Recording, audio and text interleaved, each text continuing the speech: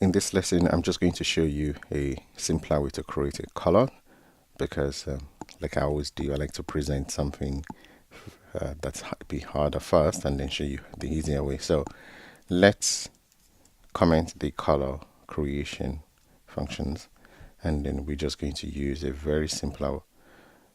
So we're going to use a UI color. Let color equals to UI color. So now let's use an orange,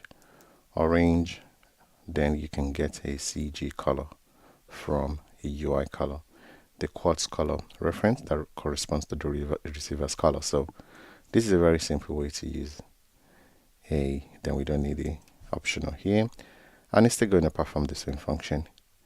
Just I'll point that out so that you have a very simple way to create your color.